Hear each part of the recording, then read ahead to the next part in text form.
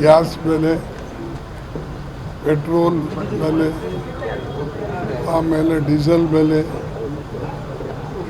ಪ್ರತಿಯೊಂದರ ಬೆಲೆ ಮೋದಿ ಅದನ್ನು ದಿನ ಬಿಟ್ಟು ದಿನ ಏರಿಸ್ತಾನೆ ಇದ್ದಾರೆ.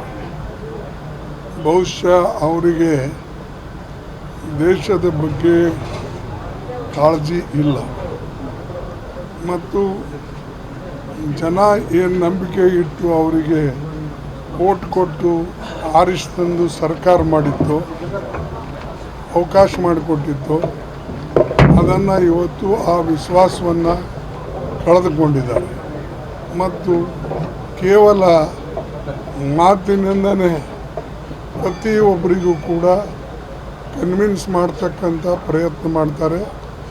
ಆದರೆ ಸಮಸ್ಯೆಗಳಿಗೆ ಪರಿಹಾರ ಕೊಡ್ತಕ್ಕಂಥ ಕೆಲಸ ಅವರು ಮಾಡ್ತಾಯಿಲ್ಲ.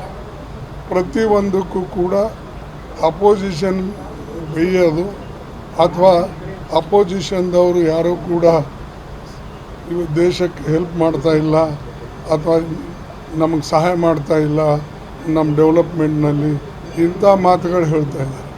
ಅಪೋಸಿಷನ್ ಅಂತೂ ಯಾವಾಗಲೂ ದೇಶದ ಬಗ್ಗೆ, ಜನರ ಬಗ್ಗೆ ಚಿಂತೆ ಮಾಡಿ ಏನು ತನ್ನ ಕೈಯಿಂದ ಆಗಬೇಕು ಅದು ಎಲ್ಲ ಕೂಡ ಮಾಡ್ತಾಯಿದೆ. ಆದರೆ ಅವರು ಮಾತ್ರ ಇವತ್ತು ಯಾವುದೇ ಕಾರ್ಯಕ್ರಮಗಳನ್ನು ಜನರಿಗೆ ಹೇಳಿದ್ರು ಅವು ಎಲ್ಲನೂ ಕೂಡ ವಿಫಲಗೊಳ್ತಾ ಇವೆ. ಈವನ್ ರೂಪಾಯಿ ಬೆಲೆ ಕಡಿಮೆ ಆಗ್ತಾಯಿದೆ, ದಿನಕ್ಕೆ ದಿನ ಇನ್ಫ್ಲೇಷನ್ ಏರ್ತಾ ಇದೆ. ನಾನು ಮೊದಲೇ ಹೇಳಿದ್ದೆ, ಎಂಪ್ಲಾಯ್ಮೆಂಟು ಕೂಡ ಅವರು ಅನ್ಎಂಪ್ಲಾಯ್ಮೆಂಟ್ ಇವತ್ತು ವಿದ್ಯಾರ್ಥಿಗಳು ಎಷ್ಟಿದ್ದಾರೋ, ಜನ ಇದ್ದಾರೋ, ನಾಗರಿಕ ಅವ್ರ ಬಗ್ಗೆನೂ ಅವ್ರ ಕಾಳಜಿ ಇಲ್ಲ.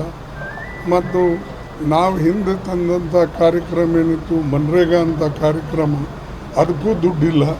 ಅಂದರೆ ಪ್ರತಿಯೊಂದರಲ್ಲಿ ವಿಫಲವಾದಂಥ ಈ ಸರ್ಕಾರ ಬರೇ ಮಾತಿನ ಮಲ್ಲ ಹೊರತಾಗಿ ಮಾತು ಬಿಟ್ಟರೆ ಜನರ ಬಗ್ಗೆ ಕಾಳಜಿ ಇಲ್ಲ.